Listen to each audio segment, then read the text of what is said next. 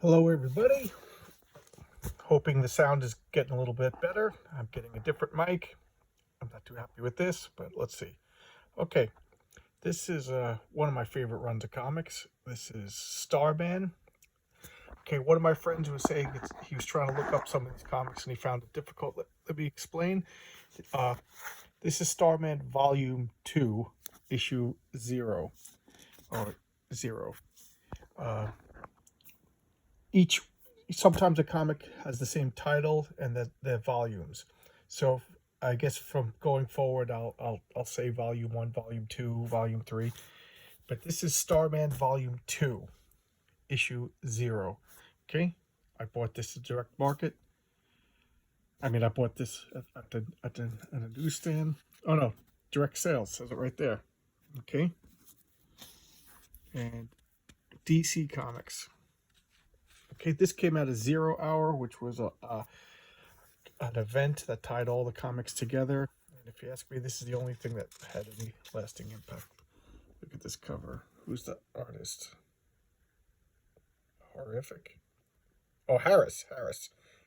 Tony Harris. Yep, Tony Harris. Okay. Hawkman Ed. Okay.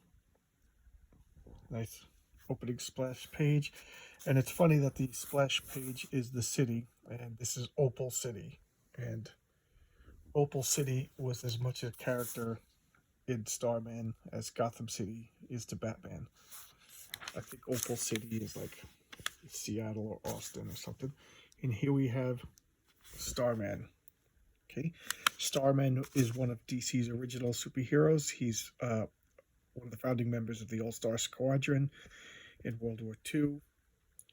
He's a scientist that had that. You see that? That's the Star Rod that converted cosmic energy into various powers like flight and force fields and a lot of the undefined. Look at the retro look, the red and green. He has the fin on his head. Okay, this is the son of the original Starman. The original Starman was Ted Knight, and this is Daniel Knight, debuting as Starman. Checking out Opal City. I'm Starman. There is no other. Daniel Knight had feared the heights as a boy, but now he loves them. Okay, look at that face, all proud. He flies off, and blam! Killed. Page 3. Starman is dead. Here's another splash page. Setting Sins of the Father. Okay. James Robinson is the writer. Wayne von Grausberger inks. Tony Harris pencils. Gregory Wright colors. And this still is before digital.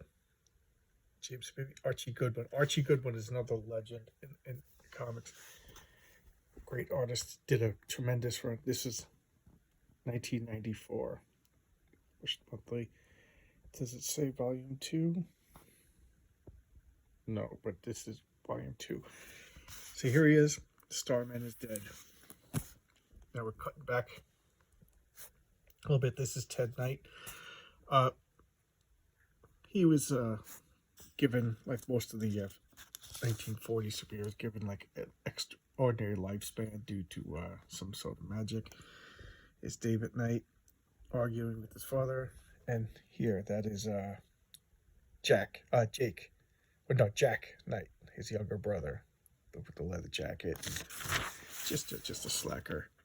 His father, always designing, always working, kind of aloof. The art, I can understand that it takes a little bit to get used to, and they really came into their stride later on. Okay. The colors are interesting. Sunsets. Just Luke Robinson, the writer, he went on to write and direct movies. He directed a movie called Comic Book Villains. It's a good bad movie. Okay, Jack Knight here. He's a hipster. He's like the first hipster superhero. He would have fit in modern day Brooklyn right now. But he owns a antique curio cool guy shop. Selling like a cool thrift store. And here he is. He's at work at a store. He gets the call. Jack, what is it? It's David's son. He's dead. His father's like, he was out stopping a crime. David was shot sniper fire from a rooftop away. Police, they didn't reveal too much over the phone. So they don't even know who shot him. And Jack, his father and his brother, they don't get along. Well, Jack doesn't get along. Daniel and Ted, the father and son, the oldest one, they get along. But Jack is the odd man out. Now his father is... his father grew up in the 40s. He leaves the observatory and boom, it blows up. This is literally the first time I've seen this since 1994. I bought this when I was living in Albuquerque, going to college, and it was probably the poorest time of my life, but I still had time to get the Starman comics. They came out the entire 7 years.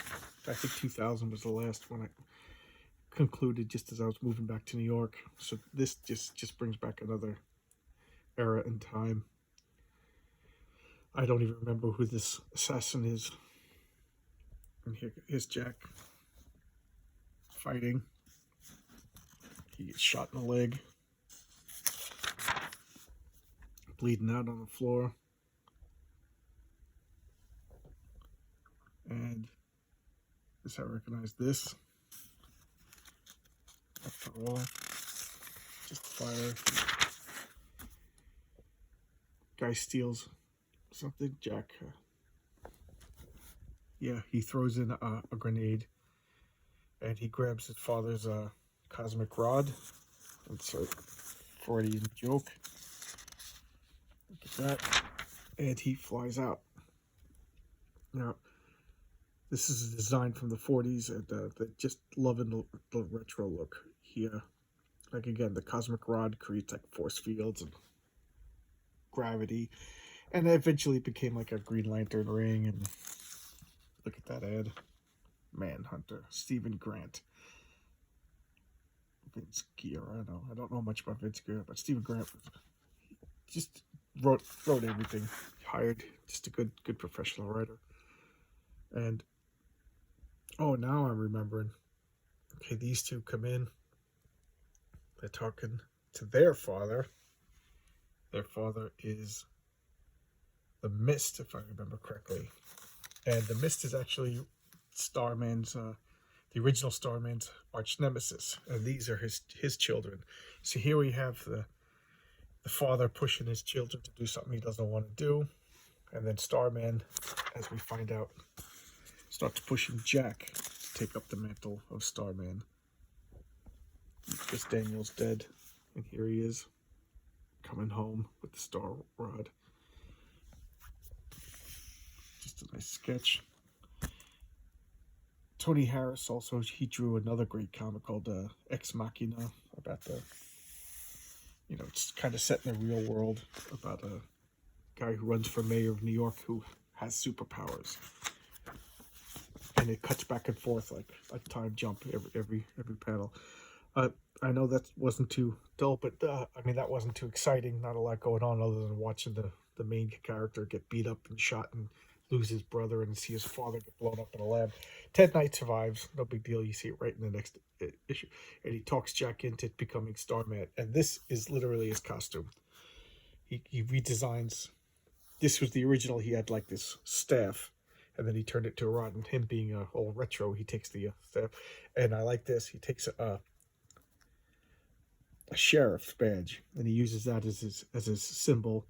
And then underneath, he has a Starman also had a belt for a little while in the 50s. So he's like taking all of the eras of Starman and incorporating it with his own unique like hipster spin. And it just gets so good. 80 issues with an annual, and might as well talk about annuals. Annuals are once a year. They would make like a double or triple sized edition of the regular comic. And a lot of the times the annuals would just be used for like a filler, some inventory stock, or trying out new talent. But once in a while you'd get annuals that just a big story. Or lately in the past 10-20 years they've been using annuals as like tie-ins to tie in like Batman, Superman, Aquaman, all these stories will be told in their annuals. But there was a good period in the 90s and 80s when these annuals were just something you sought after, and because they told, or they were the conclusion to a major story. But Luke Luke Robinson, he was very protective of this character. Basically, it's him. It's a self-insert. That's what he really looks like. And when he left DC to go work in Hollywood, he had DC retire this character, and now there's another Starman. Actually, now there's Stargirl, and there's a TV show, Stargirl. She's the third incarnation, maybe the fourth incarnation of Starman, or the Star name. But this is so good. Tells some really personal stories that typical superhero, and then he travels off in space for a while. He gets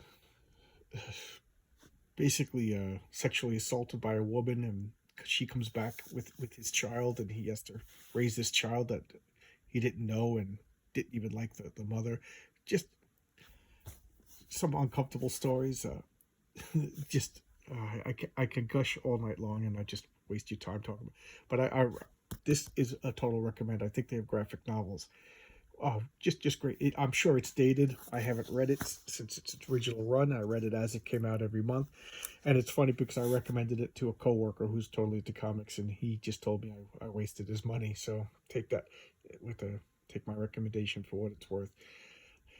Towards the end, he suffered from the Roy Thomas syndrome, which was he just tried to fix all the continuity of all the Starmen, or Starman. The original one came out like 1940, so this is 1994. So he's fixing 50 years of a continuity, and he kind of lost me on that. But so I'd say out of 80 issues, there's 75 just phenomenal issues. Just a great run. This is definitely in my top 10 runs of all time. So I hope you like Starman. Issue 0, Starman Volume 2. Pete, you asked about it. You got it. Toyota.